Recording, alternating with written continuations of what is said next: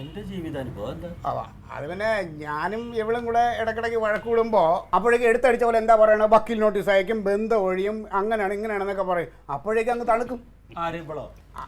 അല്ല, ഞാൻ തണുക്കുവേ. പിന്നെ ഇവിടെ എന്നെ ഡൈവേഴ്സ് ചെയ്താൽ പിന്നെ തീർന്നില്ല എൻ്റെ കാര്യം.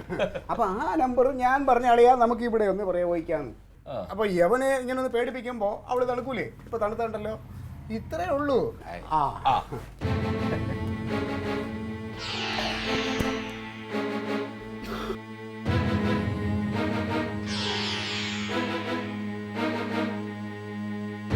മതി കരഞ്ഞത്, കണ്ണ് തുടക്കിനി. ചുമ്മാ കണ്ണുടച്ചേ. അതൊക്കെ ഉണ്ടാവും. പിന്നല്ലാണ്ട് ഞാനിവിടെ വന്നിട്ട് ഇത്രയും വർഷമായി സ്വന്തം വീട് പോലെ ഞാൻ കണ്ടിട്ടുള്ളൂ. അമ്മേനെ എന്റെ സ്വന്തം അമ്മയെ പോലെ ഞാൻ കണ്ടിട്ടുള്ളൂ. ഏട്ടന്റെ ഇഷ്ടത്തിന് മാറണമെന്ന് ഞാൻ പലതവണ ശ്രമിച്ചിട്ടുണ്ട്. പക്ഷെ എന്നെ കൊണ്ട് ഇത്രയൊക്കെ പറ്റിയുള്ളൂ. നാത്തൂനോട് എപ്പോഴെങ്കിലും എന്തെങ്കിലുമൊക്കെ ഞാൻ പറഞ്ഞു പോയിട്ടുണ്ടെങ്കിൽ.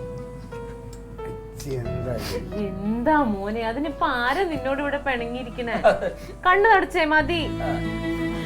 അമ്മ, ഏട്ടൻ ആഗ്രഹിക്കുന്ന പോലെ ആവാനൊന്നും എനിക്ക് പറ്റൂല. ഏട്ടന്റെ കൂടെ സുഖമായിട്ട് ജീവിക്കാനുള്ള യോഗ്യതയൊന്നും എനിക്കില്ല. ആരാ പറഞ്ഞ അതൊക്കെ?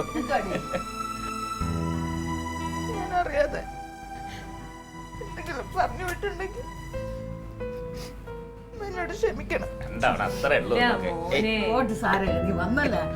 അമ്മാവനോടും ഞാൻ എപ്പോഴെങ്കിലും അറിയാതെ എന്തെങ്കിലും പറഞ്ഞിട്ടുണ്ടെങ്കിൽ വെറുതെ അമ്മാവനെ സങ്കടപ്പെടുത്തൽ.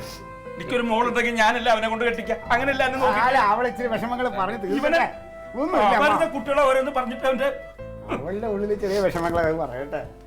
ഒന്നുമില്ല മോളെ. എന്തായാലും ഇനിയിപ്പോ യോജിച്ചു പോവില്ലല്ലോ. എവിടെ ഒപ്പിടണ്ടേന്ന് പറഞ്ഞാ മതി, ഞാൻ ഒപ്പിടാം. എന്നെ വേണ്ടാത്തൊരു എനിക്കും വേണ്ട, അത്രേ ഉള്ളൂ.